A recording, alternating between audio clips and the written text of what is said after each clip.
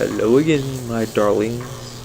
Your doomed host, Doommaid, is feeling deeply down and desperate.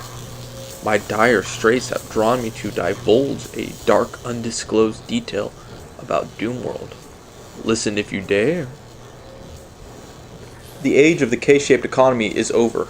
A K-shaped economy is one where different segments recover from a recession at different rates. That sounds like an accurate description of current events to some of you, however you are mistaken. Notice how the definition does not talk about people, but about groups of people and how they relate to the economy.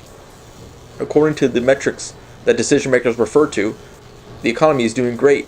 If you are being left behind right now, you are no longer a part of the economy. In 1869, the railroads made up 60% of the stock market. In 2025, the Magnificent Seven, Nvidia, Apple, Google, Microsoft, Amazon, Facebook, and Tesla make up 34% of the stock market. Nvidia alone is 7%. In a gold rush, sell shovels.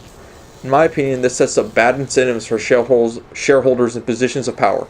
AI making up such a large percentage of the stock market would lead CEOs, CTOs, political leaders of both parties in local and national elections to act in their own private interest, in this case, using AI in places where it may not be necessary or cost effective.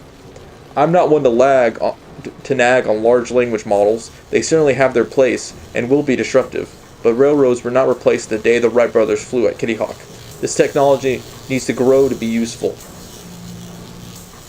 This band-aid application of LLMs such as Google search or YouTube search is supply-side economics. This dictating to consumers is in part due to the over-reliance on these AI firms for returns in the stock market.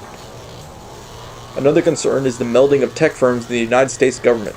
These CEOs are quasi-celebrities in their own right. These soulless excuses for human beings know not to bite the hand that feeds them. Literally, in the case of Intel, now that the US government owns a 10% stake. Let's say there is a world where x86 chips are clearly the worst architecture. Now the American people are on the hook for an inferior product. This is dangerous. Policymakers can make a worse decision based on the fact that the government owns a stake in Intel and not the facts of the situation. That is also not accounting for personal investments. Trump himself is invested in the likes of Google, Apple, Nvidia, Microsoft, and Facebook, among others. Notice something familiar? Even if one of these companies does something harmful, like Google and Facebook creating addictive algorithms, or Apple and Microsoft acting monopolistic, the government and the president would hesitate to act out of greed. Combine Citizens United with the majority of the stock market being owned by the top 10% of the country, and we are sheep being led by the blind and deaf. Blinded by greed, blinded by short-sightedness and personal gain. This cannot stand. People with the most believe they do not have enough and are willing to push us off a cliff for an extra penny in their vaults of gold. Fuck them.